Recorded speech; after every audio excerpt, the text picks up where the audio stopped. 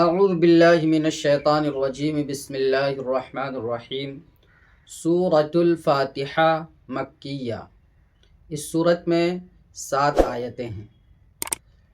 قرآن مجید میں کل 114 سورتیں ہیں، ان میں سے کچھ سورتیں مدنی ہیں، کچھ سورتیں مکی ہیں۔ مدنی سورت اور مکی سورت کس کو کہتے ہیں؟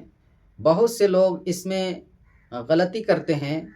بہت سے لوگ سوچتے ہیں مکہ میں نازل ہونے والی صورتوں کو مکی کہتے ہیں اور مدینہ میں نازل ہونے والے صورتوں کو مدینی کہتے ہیں، حالانکہ ایسا نہیں ہے، بلکہ ہجرت سے پہلے نازل ہونے والی صورتوں کو مکی صورت کہتے ہیں اور ہجرت کے بعد نازل ہونے والی صورتوں کو مدنی سورہ کہتے ہیں۔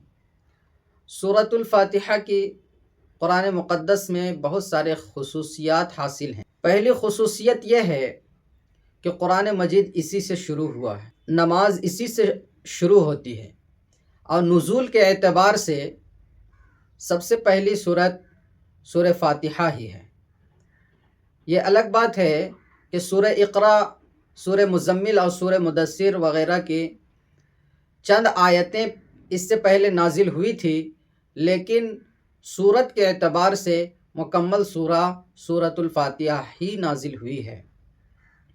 صحابہ رضی اللہ تعالی عنہم سے بھی منقول یہی ہے کہ قرآن مقدس کے تمام سورتوں سے پہلے سورۃ الفاتحہ ہی نازل ہوئی ہے، اسی لیے اس سورت کو فاتحۃ الکتاب بھی کہا جاتا ہے۔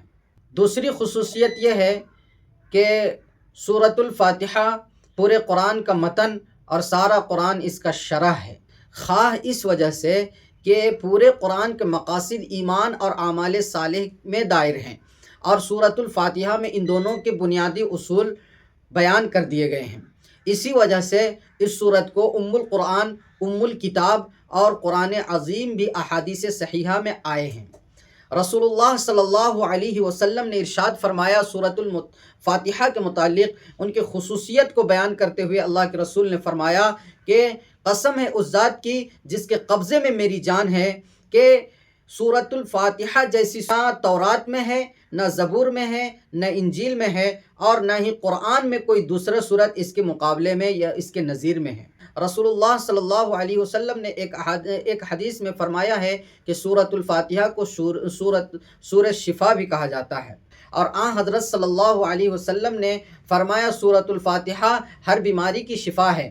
بخاری شریف کی روایت ہے، حضرت انس رضی اللہ تعالیٰ عنہ فرماتے ہیں رسول اللہ صلی اللہ علیہ وسلم نے ارشاد فرمایا، قرآن مقدس کی سب سے عظیم سورت الحمدللہ رب العالمین ہے۔